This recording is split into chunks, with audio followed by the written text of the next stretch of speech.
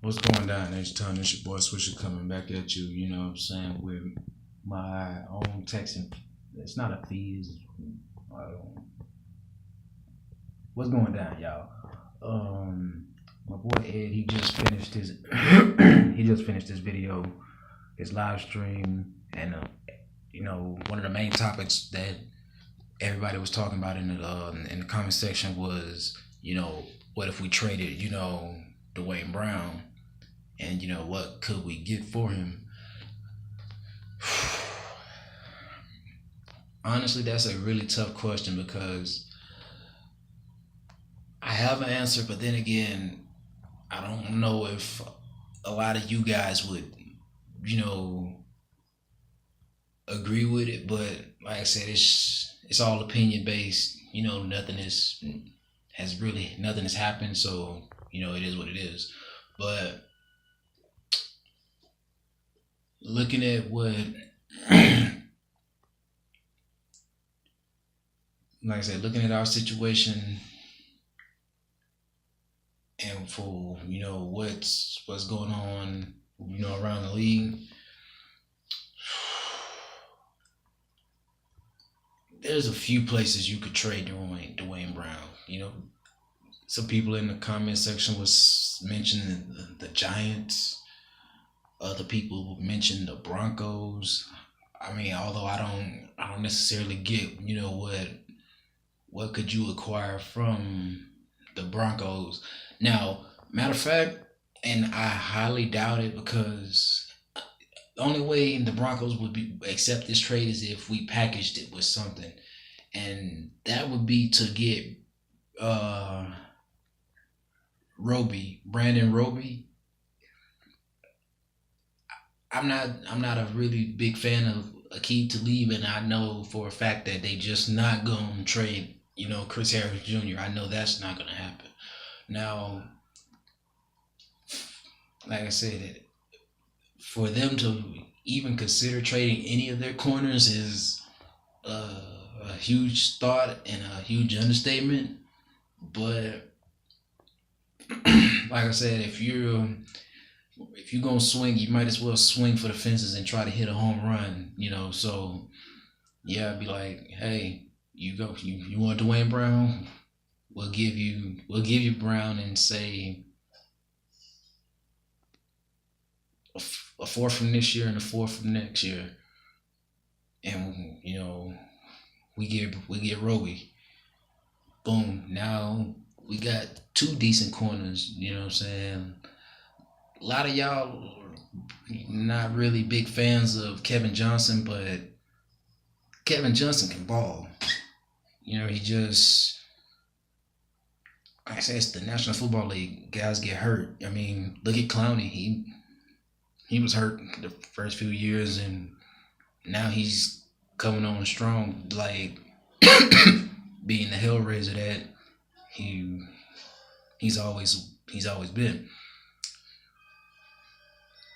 Now, I know this part is a little bit of a reach into the future, but looking at what, like I said, looking at our situation and looking at this team situation, barring if they re-sign him or if they franchise him, which I highly doubt. But Malcolm Butler. Now, I know what y'all thinking when y'all hear Malcolm Butler.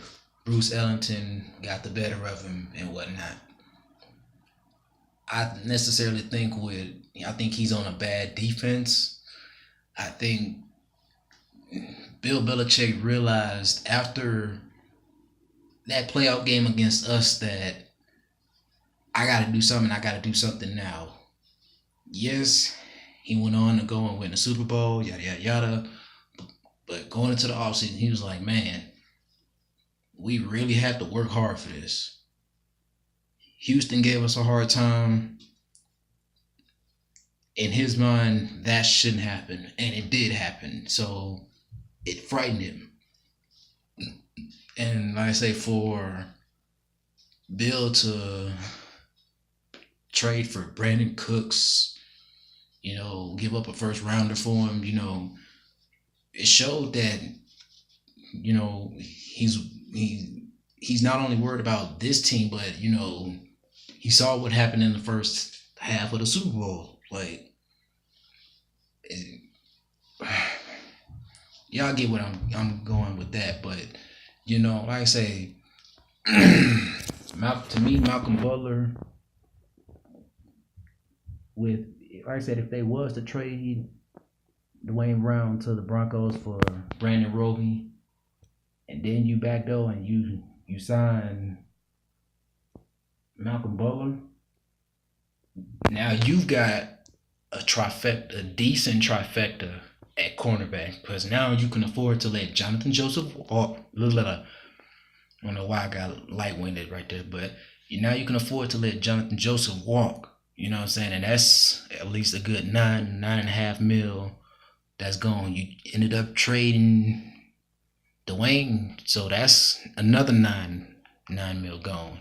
If we can somehow find a way to get rid of Cushion motherfucking ass, that's another $8 to $9 million gone that we can use, to bolster our team via free agency. Because like I said, I know everybody's saying, we need offensive help.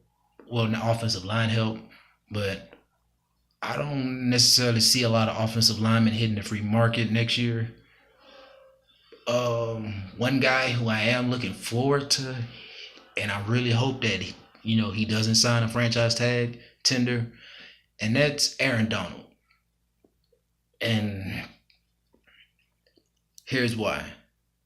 I would love to see him in a Texas uniform. Now, I know that's a little far-fetched and outrageous, but, hey, that's just me. As far as the Chiefs game, respectable opponent. Got nothing bad to say about him. If we want to beat him, you gotta, first things first, start by containing Tyreek Hill. I know Travis Kelce is a big play jump ball guy down the field, but Hill can hit you with those over the top splash plays, or on those post splash plays, basically, and you don't want those one play touchdowns. Next would be to try to have decent bracket coverage between linebackers and safeties with Travis Kelce. I mean, Kelce has already proven that he can outrun most linebackers, and he can outjump most linebackers and safeties. So trying to cover him with just a linebacker isn't going to cut it. You need bracket coverage with a linebacker, preferably a tall linebacker, and a safety.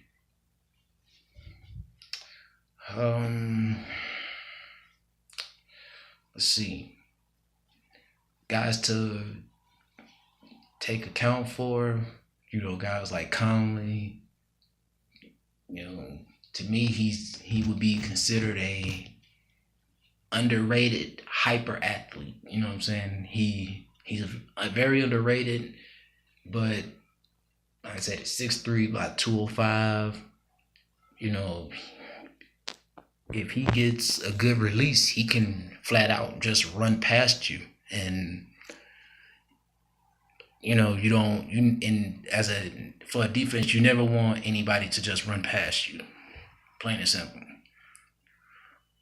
From a coverage standpoint, you got to put hands on people, disrupt their timing.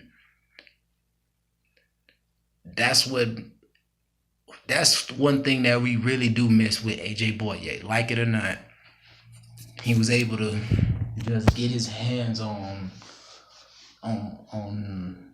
that particular wide receiver or tight end that he was covering, and it disrupted the timing, therefore allowing Clowney and Merciless to, get home. Now,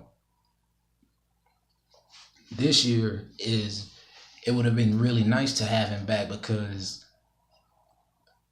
like I said, with Watt, Clowney, and Merciless hunting with tight coverage on the back end, Watt would have seen his sack production by now. But like I said, that's neither here or there. You can't make excuses for it. You just gotta, coach it and get it right. But I mean, like I said, that's all I got for right now. As for usual, like some peace, and I'll be looking forward to the cushion.